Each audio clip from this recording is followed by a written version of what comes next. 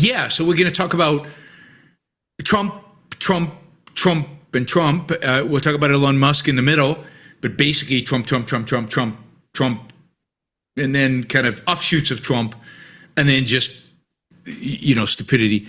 Welcome to the Ayn Rand Fan Club. I'm Scott Schiff along with William Swig. William, how are you today? I'm doing well. How are you? Good, good. We've got Sonny back with us. Sonny, thanks for joining. Hey, yeah, thanks for having me.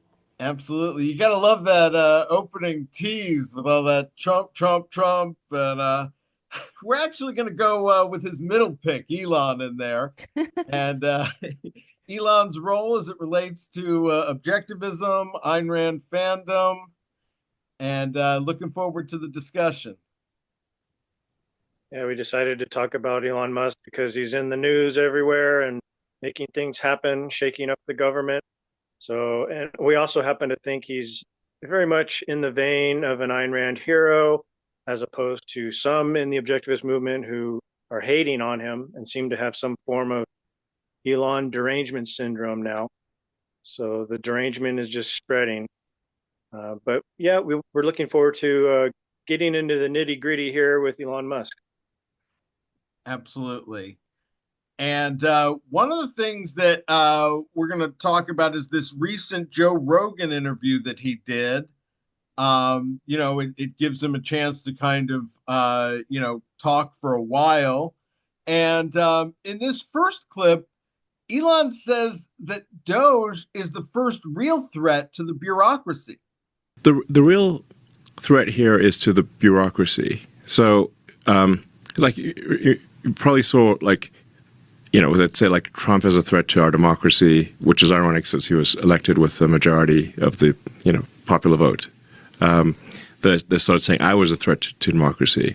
But if you just replace threat to democracy with threat to bureaucracy, it makes total sense. Right. So, the reality is that our elected officials have very little power relative to the bureaucracy until DOGE. So DOGE is a threat to the bureaucracy. It's the first threat to the bureaucracy. Normally the bureaucracy eats revolutions for breakfast. This is the first time that they're not, that the revolution might actually succeed, that we could restore power to the people instead of power to the bureaucracy. How are there supposed Ayn Rand fans who aren't cheering this on? I don't know. I don't have an answer for that, man. I can't explain that. I can't explain that. He's definitely speaking like an Ayn Rand fan or Ayn Rand hero, maybe, in that he's talking about this revolution. We're limited government people. We need to reduce the government by about 99%. And he's trying to do that, at least trying to, cut out a lot of the waste and the corruption. And that's something that you'd expect to be like the first step of an Ayn Rand hero in government. Absolutely. And imperfect as it is, someone had to get in there and start to tussle with the bureaucracy to even start to, strategize what shrinking the size and scope of government means in the real world. I'm not sure how else you do it. Like, what would the other step, like how, if you really do want limited government, if you really want things to change, and I think we can all see, especially after COVID, and that's part of the problem with these people is they were on the other side in COVID. They were for mandatory shots. And they're like germ freaks. And these are the people, they wanted government to step in and lock us down and mask us up and close the schools and and probably not the businesses, but you know what I mean? Like they didn't have the same kind of awakening that I think a lot of people did during COVID, which was, I knew things were bad, but I would say since COVID, my attitude about our government is that it is like almost 100% not a democracy, not there is no by the people, for the people. Like there is none of that, that it's a capital city kind of like a Hunger Games sort of situation. And yeah, we're way out here and we get a little freedom because we're just sort of distant, but they take our money and they do what they want and solidify their power, and they don't really let us elect people unless they feel like it. Oh, it's okay. You can elect some people until you make a choice we don't like, then we're going to come in and mess with your elections. And especially because it wasn't just COVID, it was the riots that summer, it was the 2020 election, it was J6, it was all that stuff that we've seen. Yeah. And you realize we are not free. And so the question is, can we get out of this peacefully? And if there is a chance to do that, we should take it. And what would that even look like? Well, it looks exactly like DOGE and Trump. Mm-hmm. And, from their ivory towers, they were never going to be able to challenge the government. They still believe that, we have to wait 200 years for enough objectivist intellectuals to get out there that they'll have the Congress as well. I think it has to be done through the Congress, apparently. Well, for sure, we are bouncing up against Congress and their corruption right now, and everybody can see it. I mean, how do you get to the point where people can see it until you start forcing them to reveal themselves? And, nothing's going to change until you have to start somewhere. There The is people, no perfect, like we swoop in and everything changes in a month. That's ridiculous. I mean, besides a violent revolution where you can just lay your enemies to waste and then just install the new Congress. But that's not what we're trying to do. Right. so ARI's strategy was to change the culture by installing Ayn Rand fans into the university system and educate people and like change minds and all of that. And to some extent, they've been doing that. But I think the vast At a majority, terribly slow rate. What do they have, like 2 people in universities? I actually think that their best strategy was just getting the books, the novels out there in the high schools, 100%. and Yeah. that's what's like changing the culture. And I think we may have changed the culture to the point where a leader like Elon Musk can motivate the revolution. Because the problem with ARI is they aren't able to motivate people to revolt in any form. What's really happening is people who are Ayn Rand fans and have integrated her philosophy into their life and their way of revolting, like the way Elon Musk is doing. They have now found a way to begin to motivate people. And this is through cutting spending and corruption and pointing out problems with the deep state and the bureaucracy. And now we actually have like this almost war footing going on with the left and with their deep state in the government and the bureaucracy. And so we're kind of like almost at a revolutionary stage. Absolutely. Yeah, And you mean because of the violence that we're seeing? No, because of the battle, the money battle. You got to follow. bureaucracy Oh, I fighting. see. Yeah, yeah. Yeah, so But we're going after the money. The classic sayings, follow the money. So Elon Well, Musk is following the money, and that's how we're going to start the revolution. yeah, but what I'm asking you, I guess, is their war footing. I mean, I see judicial coup, and I see attacks on Tesla worldwide, actually. What yeah, else what else that's round tells you that one. I they're mean, on a war I footing? think it is possible they could try to spark riots to slow things down if Doge gets too efficient. Um, Well, and they're going to continue their violence. I mean, the left has been violent for decades. It's just they've been building and building and building to the point where they have nothing left but violence. But we have people like you, we have the smart people who are going after their money. And so we got to drain them of their money and their power. And then they won't be able to be violent anymore because they won't have anything to wield against us.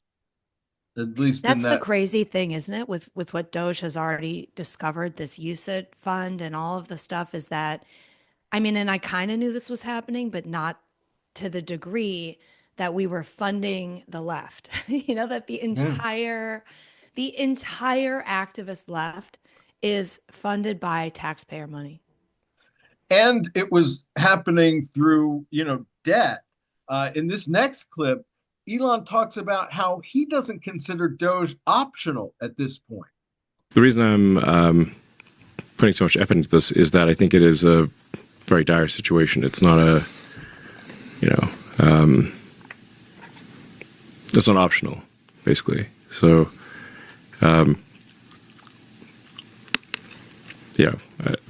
America's going bankrupt, so that just can't happen. That's not altruism. That's someone who's gamed out that it's not in his interest for America to fall and be consumed by, the interest on our debt or in hyperinflation. I think he's recognizing the full context of this cultural battle. It took him a little longer than most people, but since he's recognized it, he started to take action. And that's what the sort of people we need, is people who recognize this quote unquote dire situation and the fact that we're on the verge of defaulting and going bankrupt as a nation. And he says that just can't happen. And we're on this precipice because of the left, because of socialism, because of the welfare state. And if anyone is going to attack it, we need someone like Elon Musk to lead us in that direction.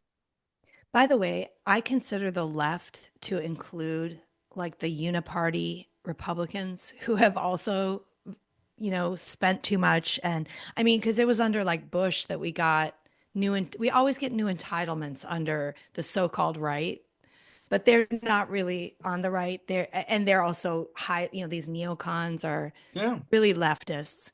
But I want to add something else about Elon. And so you said it took him a little longer to figure it out and that we need people. So we do, like, who else would be the kind of people who would end up sort of, I don't want to say saving us, but we're in a situation where it's difficult right now to vote ourselves without voting for people who go in and really take a hammer to things like they're doing or hopefully are doing.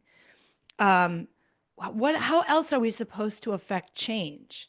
And and save the country, from the precipice. And what he has done is also influenced other leaders, other men of action out there, other Zuckerberg, industrialists. Bezos. Yes. He has made it socially acceptable by going, and by the way, the courage and the fortitude it took to go all in for Trump when Trump is this hated person in Silicon Valley, and when he knew that Biden was going to attack his companies, which Biden did. And by Biden, I mean, the regime. And if Harris had won, they would have stepped on his space ambitions. Yes, everything he had, and Tesla too, everything he had was at risk, including his life and his family's life and his children's lives, because the left is insane and they're violent. And so he put all that on the table when it was not a sure thing that Trump was going to win. And by doing that and sticking his neck out, he got other people, Bill Ackman, I'm trying to think of names, but David Sachs, even Peter Thiel, who I know is kind of a right-leaning guy and has been for a long time, but he wasn't particularly vocal until Elon. I mean, he was sort of, but. No, you're right. He was planning to, I think he sat out 2020. I think he'd gotten a lot of pressure from his community, but Elon brought him back in. So Elon has made it socially acceptable and almost morally righteously necessary. Like, hey, you guys, look at what I'm doing. What the hell are you doing? There's been a peer pressure for these people, these men who know how to do things in reality, in life, in business, to step up and freaking save the country. Because let's stop being so short-sighted. And even Jeff Bezos has gone to the Washington Post now and told them they can't be so biased. So now we have literally the most left, I mean, besides the New York Times, maybe even more so, the leftist intellectual paper of note is now going to have an op-ed section that is balanced. That's crazy. That's And an you're intellectual right. movement. His bravery should be celebrated by objectivists. I mean, I I heard think other objectivists talking about, how to, use Chat GPT to write your DEI statement. What well, I kind of think solution is that? some of the Trump derangement syndrome might be wearing off. I think some people are coming back down to reality. I mean, how long can you really stay in fantasy land and survive mentally? I think some of these people are on the verge of just cracking up, and I think that they must reach a breaking point where they decide, I'm either going insane or I'm coming back down to reality and getting a grip. And so They'll some of say, these people you mentioned, like especially the business savvy types, like Jeff Bezos, he's probably coming back down to reality and getting a better view of Trump and Elon Musk, and I see a lot of people turning away from the really racist angles from the left. So right. it's beginning with abandoning that wokeism and the racism stuff, and they're coming back down to a more normal sort of view of culture and language and all of this stuff. Calling Absolutely. men again and not accepting this transgender nonsense. So it's going to take a gradual effort from the left to come back down to some sort of reasonable socialist, but it's going to take a while. Well, Gavin Newsom's at least making head feints about it. But in this next clip, Elon actually talks about why he went so hardcore for Trump. The reason I went so hardcore for Trump was because, to me, this was a fork in the road, a very obvious fork in the road. If they had another 4 years, they would legalize enough illegals in the swing states to make the swing states not swing states. They would be blue states. Then they would win the presidential. They'd win the House, the Senate, and the presidency. They would then make D.C. into a state, maybe Puerto Rico, get 4 extra senators, pack the Supreme Court. So then you'll have the House, Judiciary, Senate, and presidency, all blue. And then they will keep importing more illegals to cement that outcome. Basically what happened in California. I don't think people understand the one-party state situation. It's literally, there's no way out besides revolution. There's no way for California to get out of the situation it's in, except, unless we are declared, like, I thought, well, Trump could sort of declare an emergency and come in here and make them give us fair elections. And even then, I'm not sure that anything would change. But it is so corrupt here and so difficult. Like, I see online people, elected officials, telling their constituents, like swearing at them with F-bombs, and they're the crudest, nastiest. I mean, communists, like I feel like I'm reading a, We the Living. And it's this party that's in control, and the people who think they vote are treated like dog shit by the people in charge. They aren't given a forum. They have no say. And the proof that they have no say is that they're treated so badly. And I'm talking about Democrats are treated badly. I'm not even talking about Republicans. I mean, when they passed that anti-freelance bill, the uproar amongst activist Democrats was really strong here, because all the musicians and actors and all the artists and like people who are used to agitating and being activists, they all rose up, and there was this big movement, and they were very active, and they were being told to F off and, called effing little this and da, da, da. It was crazy. And they didn't make any headway. They don't have any say. It was all corrupt. Well, So that's to what we would me, face nationwide. That's what he's saying. And he lived here, so he knows what it's like here. yeah, he had his business there until he moved it. I mean, it sounds like he and California resident Leonard Peikoff went down similar paths in their political evolution to the right. Well, as a resident of California, I know I've seen it for 50 years now. I've been alive for 50 years here in California, and I've seen what happens. You know, the left comes in and they just destroy everything. They hand out all the money. You start getting into serious debt. Homelessness goes on the rise. Crime. They're even they under the Democrats here in LA, they were allowing you to steal up to like $900 and you wouldn't get prosecuted. Look It's what just happened to LA. Like the best neighborhood they had burned to the ground. And then you look at the fire department and it's run by a bunch of women who are sneering at you if you're trapped in your house and they have to carry you. Why should I have to carry anybody? You're in the Well, wrong yeah, place. why should you even be in that situation? That's one party rule, everybody. That's one party rule is cronyism, corruption, treating constituencies like dog shit. Like do it literally.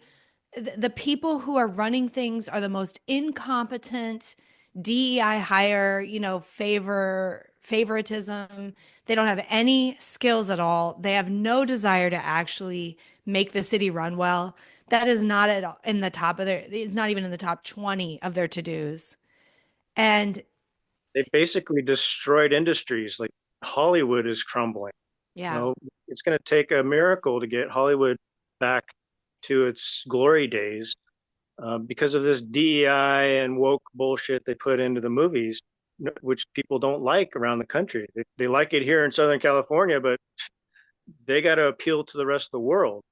So it's just ludicrous what the left will do, and they don't stop. That's the problem. They won't stop unless someone like Trump comes in and takes a wrecking ball to their bank accounts, and then they act like little babies in the street and just, throw a tantrum anytime Trump does something they don't like. And if you give them a win, they just go for the next part of their agenda. Yeah, they get what they want through throwing tantrums, just like little children. So we can't allow this anymore. America can't go through more riots, summer-long riots. They're trying to do it again now by attacking Tesla. And they're gonna find other things to attack. So it's just gonna continue and go on and on until we just completely deplete their money source. We don't allow people like George Soros types to fund these groups. Or to get government funding, certainly, to fund these groups. Well, this actually relates to the last Rogan clip I have, and this is the money clip for me. He talks about the exploitation of empathy as the fundamental weakness of Western civilization. The fundamental weakness of Western civilization is empathy. The empathy exploit. They're exploiting a bug in Western civilization, which is the empathy response. So, and I think empathy is good, but you need to think it through and not just be programmed like a robot. Right. Understand when empathy has been actually used as a tool. Yes, like it's weaponized empathy is the issue. Yeah. So let me see if I can get this straight. We have a titan of business, a man of action who's building insanely futuristic electric cars and robots and sending rockets to space and wants to land on Mars and doing neural link, biological computer links to help, probably everybody, but right now people with broken spines. And he realizes, oh no, we're on the precipice of bankruptcy. And also the Democrats are trying to solidify totalitarian one-party rule nationwide. I better do something about this. And he goes all in and risks everything he has with bravery, and he motivates everyone around him, and they win, or at least they win a big battle. And that guy isn't an Ayn Rand hero? I mean, to me, what makes it so, break it down. His top lieutenant at SpaceX and now DOGE is Steve Davis, an open Rand fan who did at least one event with the Atlas Society years ago. the empathy response, to me, he's talking about altruism. He's talking about altruism. Oh yeah, I forgot that part. And then he realizes that the main cause of all of our problems is weaponized empathy, also known as altruism and sanction of the victim. And he's connecting it to the left. So he's saying this is what our enemy is doing. I mean, That's right out of an Ayn Rand novel that was never written. This is Atlas Shrugged, only the people do not run away to Goat's Gulch. They say, how can we fix this? right. And It's they from invade the, and they doge Washington. it's from the corrupt intellectual's point of view. This is fan fiction. This That's is right. Ayn Rand fan fiction. I mean, Elon is desperately trying to tell us he's a Rand fan. He's living her vision and yet being poo-pooed by the muckety mucks waiting for utopia at ARI.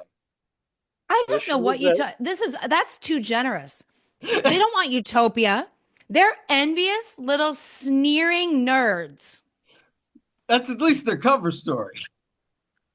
I think they are so deluded by this whole sanction of the victim thing that they can't even support someone like Elon Musk because they'll find any little problem with him to not sanction him. Say, Yeah. oh, we can't sanction Musk because he's taken government subsidies or something like that. You know what though? That's a lie. I researched that, and he took exactly one subsidy, which was a low interest loan for Tesla in the very beginning, and he paid it off in 3 years. That's it. There was no the only other one, obviously he benefits from the tax credit that is given to people who buy the car. So the guy, But there's singular focus on Elon. I mean, Jeff Bezos has been using the post office, which loses money, to help Amazon deliver. But no one ever gives him a hard time for that. These people are angry. Their TDS, like we referenced at the beginning of the show, has gone into Elon derangement syndrome because he dared to sanction Trump. Yeah, that's the real issue here is they can't like Elon Musk now because he supports Trump and he's in bed with Trump. But So even before that, guys, even before that, Yaron Brook, he was pro Silicon Valley big tech when it was censoring Americans, except Elon Musk. That's true. He always criticized Elon Musk. Always. While he was pro Zuckerberg and all those guys and they're big heroes to him, while the rest of us are going, wait a sec, they're censoring the right. And we didn't know at that time that it was government, CIA, FBI influenced. But even so, it was immoral what they were doing, taking away people's businesses online because of ideology. And but I think that Yaron had no problem with that, but he always criticized Elon Musk. The last refuge of a rationalist scoundrel is they're not doing it right. So anyone out there in the world doing things, I mean, at least, those other guys like Zuck, they were just kind of going along with the establishment, not challenging the expert class. But, Elon's kind of a maverick. And I mean, so were Ayn Rand's heroes. But I'm not sure that the current management of the Institute appreciates that. Well, I have a quick little theory on why they do this. I think it's people who grow up with more of a socialist or collectivist mindset. It's hard for them to escape that, even when they get into objectivism. And so they're really at a fundamental level incapable, or it's very difficult for them to treat people individually, like on a particular basis. And so they lump everyone together in very generalized collectivist forms. And so Elon becomes this evil person because he's associated with Trump or he's associated with something they don't like. And so they can't particularize Elon Musk. They have to lump him together because that's how their mind works. They come from the collectivist mindset, like Yaron came from Israeli socialism. It's Um, possible. I mean, I was a Democrat when I was a kid. I just, I think I've changed. well, sure, it's not everybody, but I think it requires a real monumental effort to get out of that mindset. So, like, I grew up a Protestant. We're very, Protestants are very like against certain things, and so we're kind of used to particularizing things and treating people on an individual basis. I think that's what helped me along, because I wasn't very much of a collectivist, and I wasn't really into altruism very much.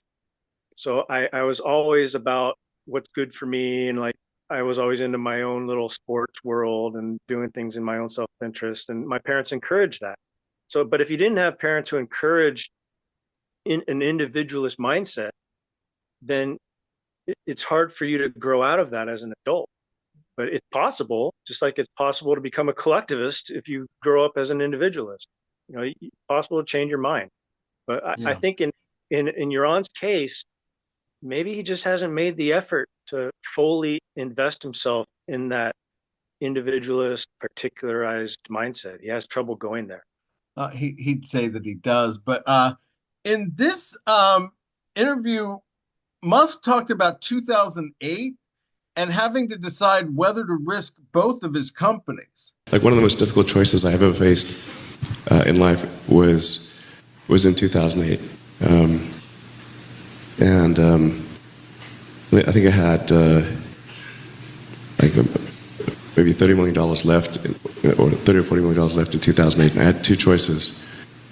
I could put it all into one company, and then the other company would definitely die, or split it between the two companies.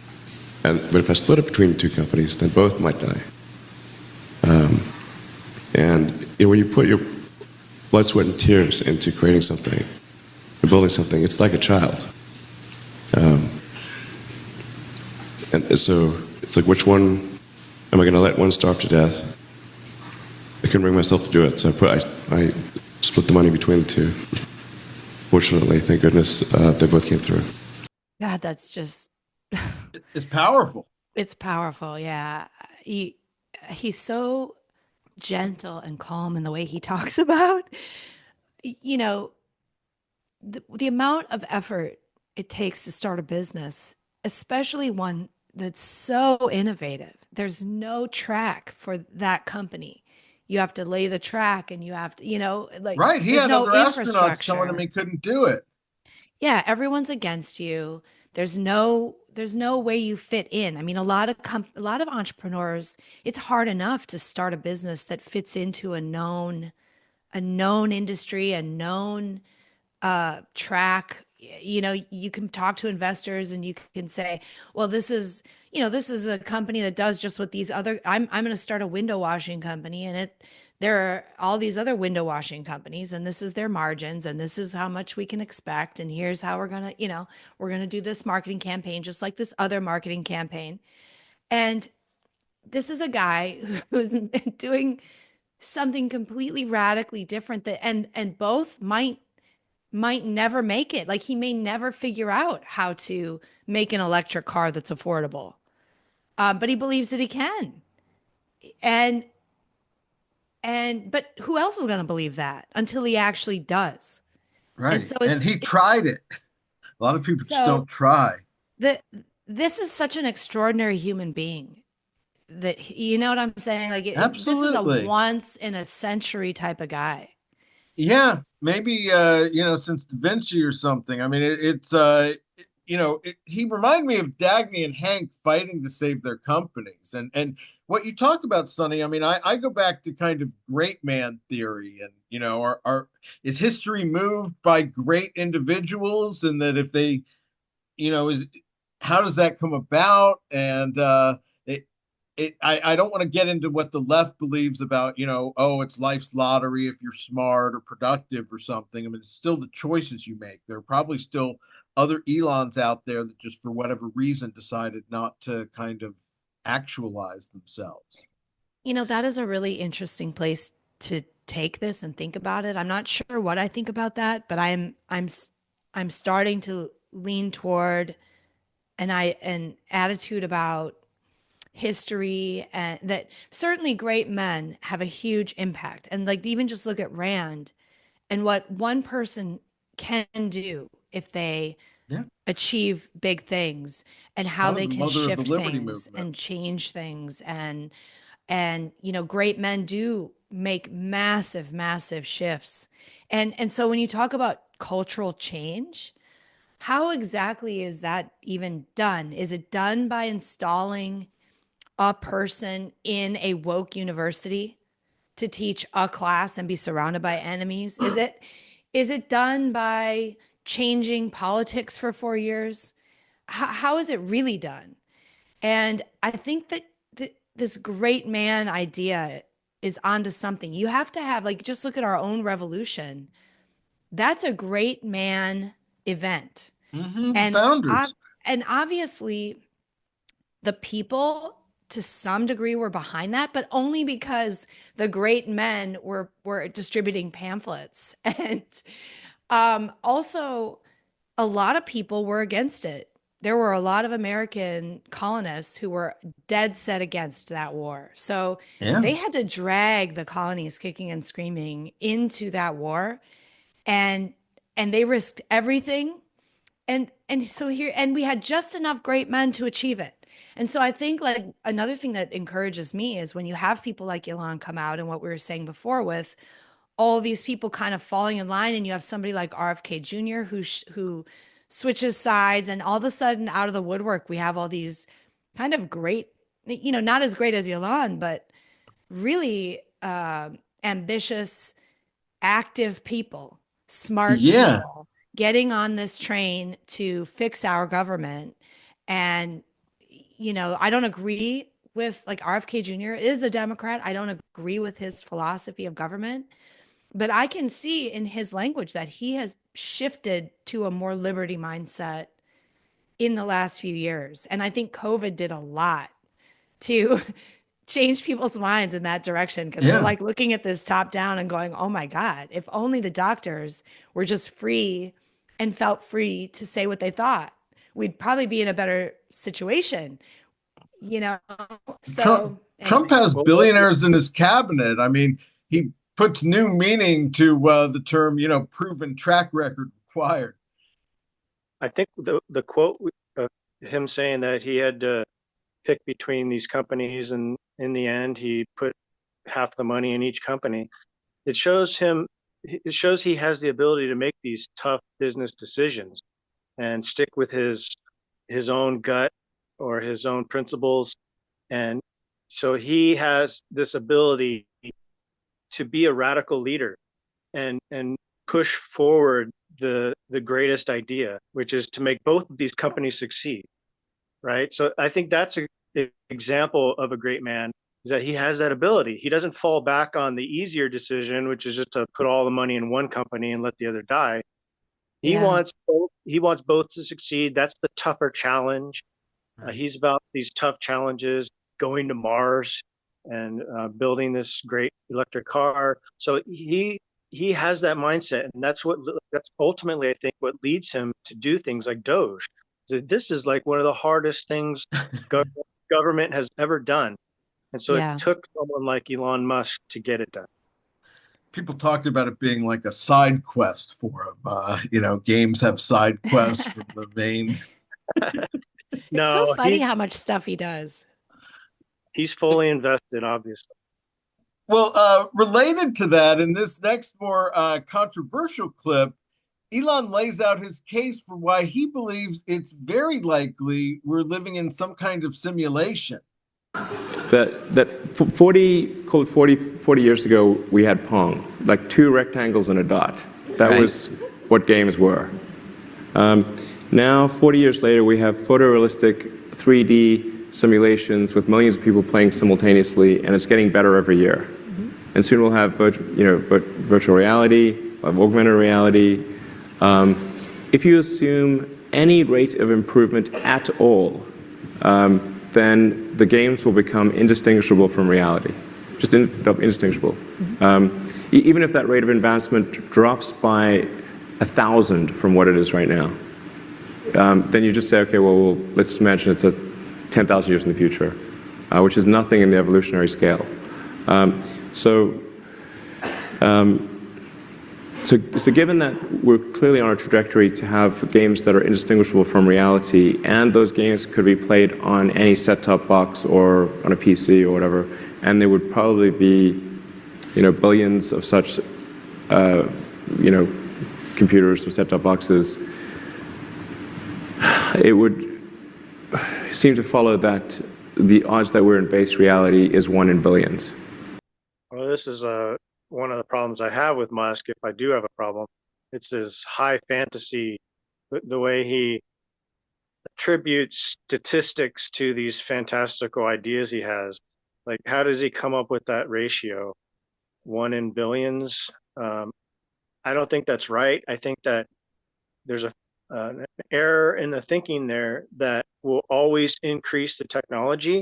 I think there will be a point where it won't be profitable, so there won't be a point to increase it, because no one's gonna want to sit in a matrix-like tube and be fed by robots voluntarily. So what he's talking about is like a slave future where everyone's a slave in the matrix. And that's not civilization. That's the breakdown of civilization. It depends. I mean, it could be that, we have these things in the future are solving the disease of aging and playing these games like they're living on Earth. Or what I find fascinating about it is that, having such a view does not stop him from effectively engaging with reality. It may even help his sense of life to see building great things as a game.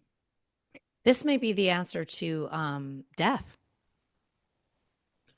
Yeah, I mean, it may be that when you die, you go into the matrix and live there, having more life, and then I've your seen loved people ones say can sleep. plug in when you and sleep, talk to you're you. actually pausing the game. I mean, I totally agree, William. I think I don't think people would voluntarily, and you can't escape the need for things to be done in reality, for food to be grown and all, you can't, the resources have to be, I suppose he's saying robots will do that. I don't, I'm not really sure but anyway, Well, in that like, small clip, it's not clear what he's saying. He said earlier in the interview, he says he talks about this all the time with his friends. So I'm sure he has a more fleshed out theory. But it reminds me of a bunch of objectivists sitting around like debating some minutia.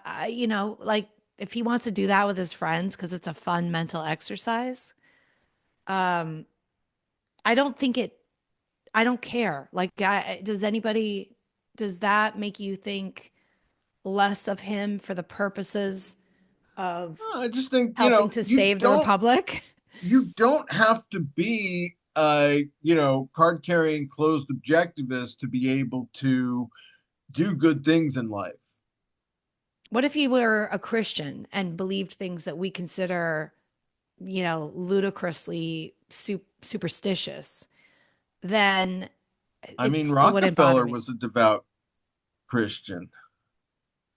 Well, it's very hard to live your life based on these ridiculous fantasies.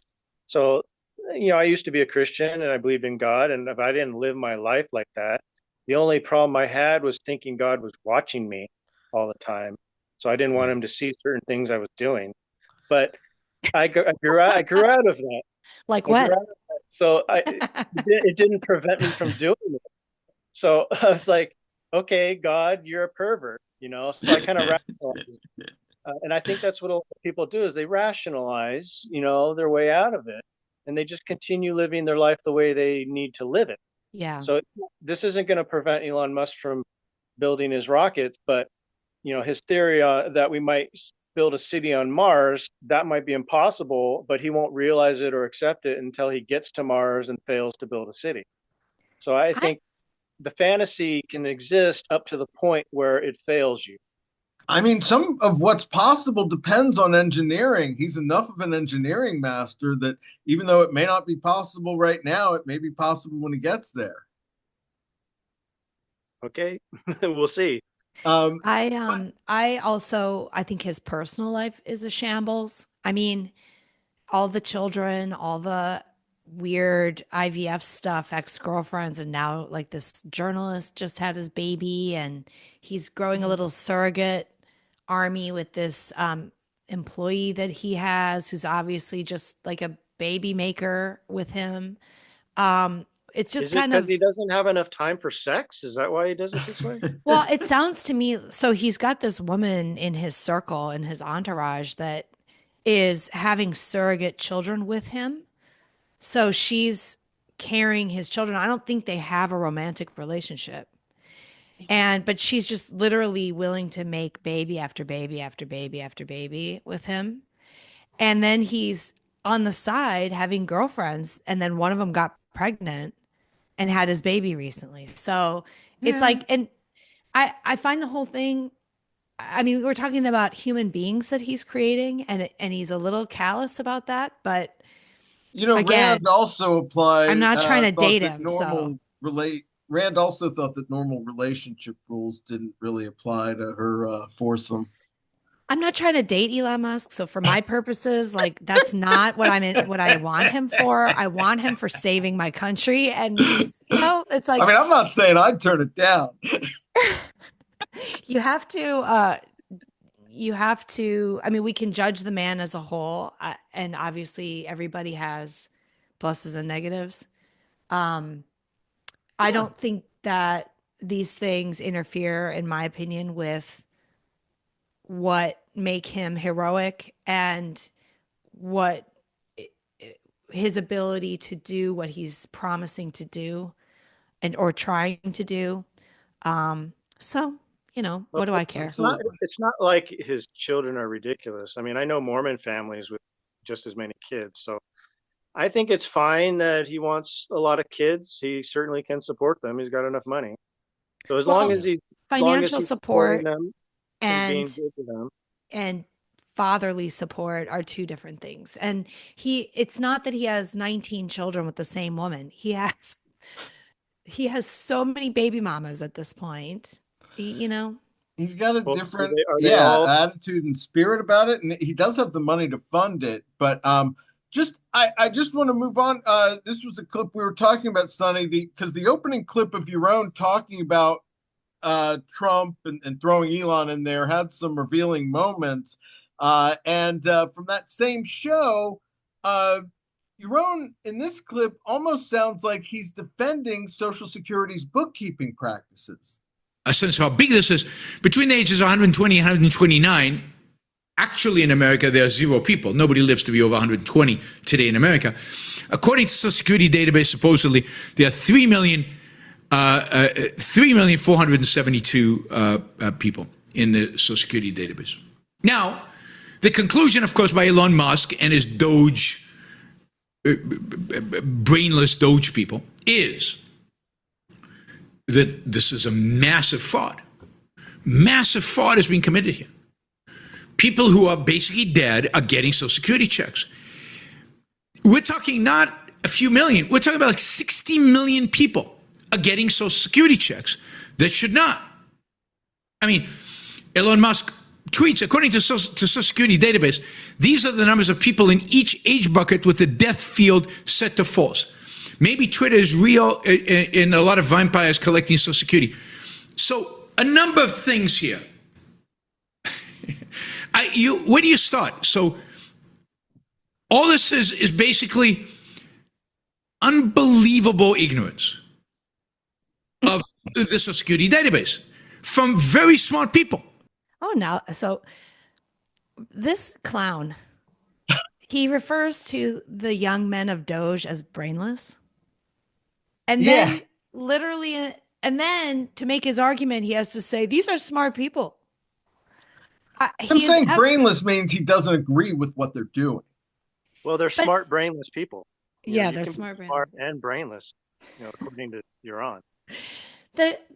What he's doing in that little segment in his show is creepy to me. It's like, okay, so Elon comes out, like the background of this is they discovered that nobody was taken off. Like the Social Security database doesn't seem to have any controls around when something is tagged, when a person is tagged as dead, and therefore their Social Security number is then canceled, or, you know, in the database, they're listed as dead. And that is an opportunity for fraud. So I don't think what Elon is saying is this is the exact number of fraud, or this is the number, Right. or He just whatever. said Like, the indicator was not. he's just like, look at this database sucks and there's no controls around this. And that's obviously an issue, and it's something to show the American people so America understands its government is being irresponsible. And that there are all these opportunities for fraud. We're not putting a number on it. And so I don't really understand. Yaron is just like, oh, these people are stupid. And you get the sense in this whole segment that he's reading a New York Times article or something. Or the dispatch, yeah. Like, who made him the Social Security database expert? And he's obviously reading off of some newspaper article that's like defending. You know, it's like he relates to that article because it's criticizing something Elon is doing, not because it's like actually a real problem. So freaking weird. So yeah, that's the point I was going to make. You made it for me, Sonny. But the other issue, which comes up in the Joe Rogan interview, Elon Musk fleshes this point out. He says it's not only is it an opportunity for fraud in Social Security, but if you have a Social Security number from a dead person because they're marked living in the Social Security database, you can use that number to get other benefits from the government in other programs. So he's worried that this is the beginning of the fraud. You know, this is where it starts, and so we need to make sure that these people are marked dead and not left living. And Yaron just skips over that idea and just jumps to the conclusion that these are brainless morons who don't know what they're doing, and that Elon actually thinks there's millions and millions of Social Security checks going out. The point too, like what Scott said before, it's about motivation. It's about motivating Americans to be upset and want change, and maybe show up to a congressional primary this year and get a deep state Republican voted in who can do better things in Congress. I mean, a lot of this, I think, that's really helpful in that sense. Someone else pointed out that a way to use that for fraud is, or rather to hurt Americans, is also if somebody has your Social Security number and they're, say, working and paying taxes with your Social Security number, but you are disabled and you're trying to apply for disability, then you'll be denied disability because you're showing that you're working. Or, you know, there are a number of ways where having your identity stolen affect everything you're trying to do in your life. So having people steal Social Security numbers and just having no process around controlling that is a huge problem for Americans. I mean, next you're going to want some controls at the border. Right? But so in this next clip, Yaron tells us his real theory behind DOGE. So the goal of DOGE, in my view, is twofold. One, to distract from the fact that the real is not happening. Two, and maybe more importantly, what DOGE is really doing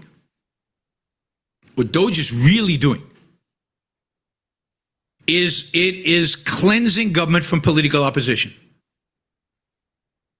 And it is asserting in other words, Trump's power over the bureaucracy, over the swamp. It's not draining the swamp. It's not getting rid of swamp animals. It's recalibrating the swamp. If you fire 25% of public employees, you're basically firing tens of thousands of people affiliated with the Democratic Party, because that's what most government employees are. And he's against that? I know. Tell us your political leanings. I mean, first of all, it's not just realigning the swamp if you get rid of those 25,000 people and don't hire 25,000 Republicans. It's a reduction in workforce. Well, Well, let's take his also point. just the natural, it's just the natural outcome of what Trump's doing. According to Yaron here, most of the government is Democrats. So if Trump is firing 25%, most of them are going to be Democrats. So how is that just going after your political opposition? It's just going after government employees. Yeah, This is, so Republicans can't go after the government without it being considered a political witch hunt. Let's take his worst point. I mean, let's take what he's saying and ask ourselves, though, what's wrong with that? If Trump went in there and fired half of the 98% Democrats that the government is, which is disgusting, it is one party rule. It is a capital city at this point, right? Let's say he fires half of them and replaces every last one with a Republican from Kansas. Are we worse off or better off? To have actual like infighting in the federal government and pressure from different sides and different political factions, I think that would be a positive. well, his Trump derangement syndrome necessitates that he finds the worst motive for Trump's actions. So this is the worst motive. He's going after his political opposition. Well, of course. I mean, why wouldn't you do that? But he's not. I don't think Elon isn't like firing or requesting that people get fired just because they're Democrats. He's made it clear DOGE is about government efficiency. It's about getting rid of waste and corruption. And if that happens to be done mostly by Democrats, then so be it. They're That's cutting entire programs. They're not going, well, let's see, USAID is bad. Let's find all the Democrats and let's just fire those. No, he's like, we are shutting down USAID. And they're rooting for the judges to stop it. well, he's giving like de facto support. I don't know what the right word is, but like tacit, tacit support to the Democrats by A saying sanction. he's a sanction of the Democrats by going after Trump and saying these negative things about Trump's motives. Like Trump's only trying to assert his power over the swamp. Like Trump wants to rule the swamp now. I mean, this is ridiculous. And it's not just Trump he's impugning, because Yaron wants to emphasize that this has nothing to do with budgets, and calls Elon a liar for even trying. This is all about political power. It has nothing, I want to emphasize, nothing to do with budgets, deficits, government borrowing, and the debt. Nothing.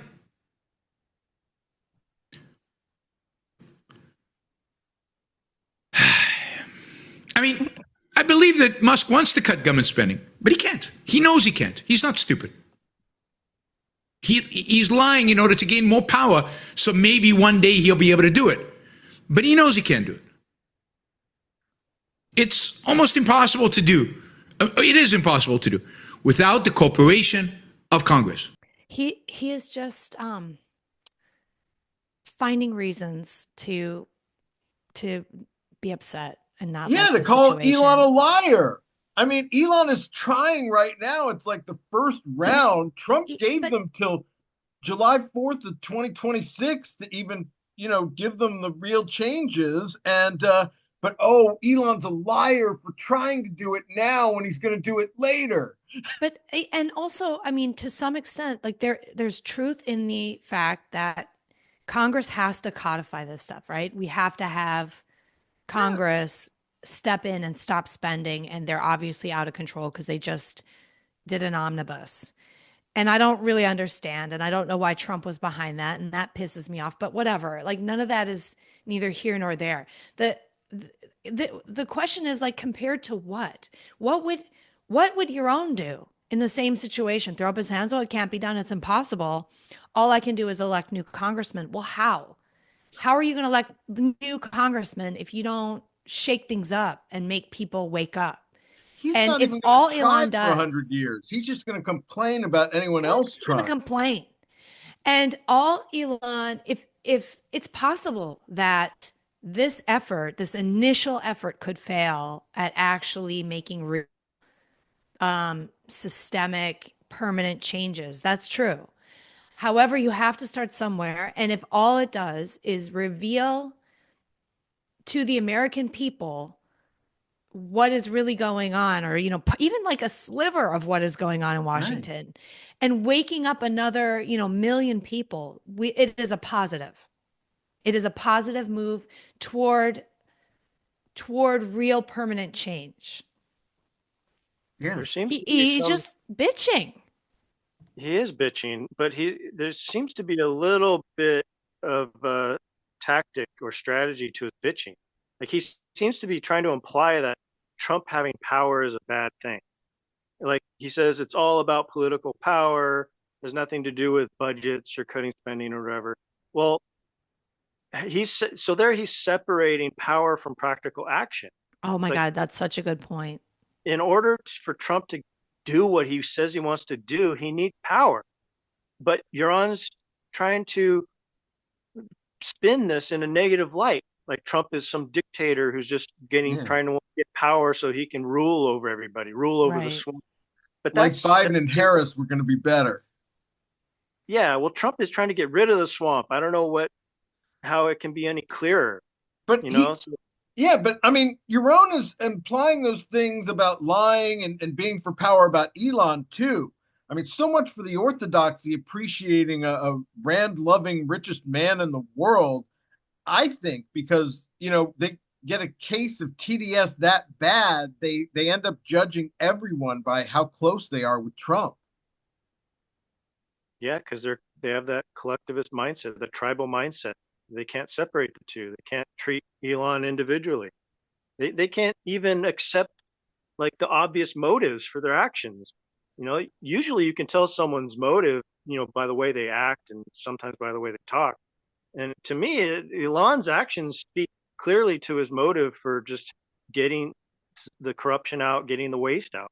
So I don't know why someone like Yaron has to come in and inject his fantastical motives for these people. He's just inventing these fantasies. He's totally inventing the motive as being a power. Like, where's the evidence anywhere at all in what Elon has said or in his actions in his life prior to DOGE that suggests that he wants universal political power of some kind? And how exactly is he going to get that? By going into the government and showing waste and fraud. He could rule the entire planet of Mars one day. Uh-oh. Well, he might rule a dome on Mars. I'm really worried about this. The giveaway is when Yaron says Trump knows he can't do this. Like what is he talking about? Trump, he's trying to claim he knows what Trump doesn't know? Or knows. He does that a lot. He does that a lot. Trump pulled out of the Paris Climate Accord, but he did it for the wrong reasons. Like, what wrong reasons? Like, what are you talking? Exactly. What? And what? What he's, what you said about him hating Elon for a long time. It's like now Elon's saving the world. Is Yaron supposed to admit he was wrong about Elon for all these years? Yeah, I don't understand Yaron's motives, to be honest. I don't understand where he's coming from and why he's such a hater on Trump and Elon. It's gotten ridiculous at this point. And I mean, it's always been, I guess, but it's the point that William made is really good. We actually voted for Trump. The majority of Americans want Trump to take power and affect change. And they want Elon to go in with power and get some crap done that we've been wanting, that our Congress is not doing. And so we specifically did this. And this is the administrative branch. This is all the administrative branch. So this is also, we have a really big problem in this country with our checks and balances are all out of whack. And it is the swamp equals this unelected fourth branch of government, the bureaucracy. And so anything that tears that down or reveals it for what it is a plus. Trump, Absolutely. I mean, Yaron is so negative that he can't see like the first step of getting something done. And he'll criticize Trump for trying to take some power just because he's trying to take power. He doesn't see how Trump and Elon are moving towards a goal that we should support. You know, he's so negative. He just can't get past that first initial disagreement, or like he's like so negative he won't accept that the goal is possible. He just wants to criticize some element of what they're doing. It's like he's Yeah. not he's not even interested in positive things that are going on. Mm-hmm. It's sad, but I do think we talked a lot of about a lot of really good Elon stuff. I mean, we probably have enough for a whole nother show. Hell, he just saved those astronauts yesterday after Oh 9 months. my God, right? Get into so much more, but I think you know, we talked about some really good stuff. Any final thoughts from either of you? Go Elon. Absolutely. I think that William? Elon, it's just really important for people to take a step back from their emotions and look at the facts. You know, check their premises and check their idea of what Elon Musk is doing, and watch that Joe Rogan interview, because it's very important to listen to someone where they have a longer period of time to explain what they're doing. And you know, Joe Rogan's pretty good at fleshing out ideas or asking the right questions and letting his guests speak. So if you're getting your news from CNN or MSNBC and little clips and sound bites and biased information, you're just being brainwashed. You're listening to an echo chamber. Go to these long form interviews and listen to Elon Musk, what he has to say over the course of 3 hours to Joe Rogan, and you're going to get a better sense of his worldview and his motives. So I just encourage people to start doing that. Great I have a fun. final point too. Go I ahead. think that I agree. I think the evidence is clearly on the side of positivity when it comes to Elon Musk. However, I think it's also in politics, you have to be a somewhat realist about this. Is where are we here? How much freedom do we really have? And the goal is to just be a little more free and move the ball in that direction as much as possible. And so, you know, this Absolutely. waiting for perfection or waiting for, you have to evaluate the current people running for office. Trump has to be evaluated as an in the moment person, and over the next 4 years, what can be done and when realistically can be done, and not in some pie in the sky perfection way. And also compared to what kind of like, what do you think you could do given the situation? I mean, this is great what's happening, Yeah. because even if And it let's not fails, evade a two-party system. yeah, They try to do that. Trump is whatever he is. What he is not is a uniparty member. Just look at how hard they're trying to destroy him. So he's not part of the Washington establishment. He's an outsider. He's a balance and a check on their power, whatever he is. Even if he is the worst thing you can imagine, going in as an autocrat, you know, and trying to take over, he is in that form a check on the already entrenched bureaucracy oligarchy that we have. So what do you want? You know, it's like you can't, what we have is we are not free. We do not live in a free country. And so sending Trump in there, whatever, you just have to be realistic about the situation, I think, and not weirdly, like, you're never going to defeat what we already have, which is an oligarchy with a bureaucracy attached and a lot of socialism. You're never going to defeat that by being cautious and throwing great men into the situation. Is there a risk that they might end up going, oh, this power feels great, I'm going to just like make it permanent? I suppose that's there, but what's the alternative? And I think that's how I look at it. And then you have to cross that bridge when you come to it. If Elon tries to be king, we can deal with it. Right. We We're not cross that deified. bridge when we come to it. I'm not scared that the American people are just going to go, oh, okay, Elon can be king. I guess I'll turn in my AKs. Exactly. You know, that's not going to happen.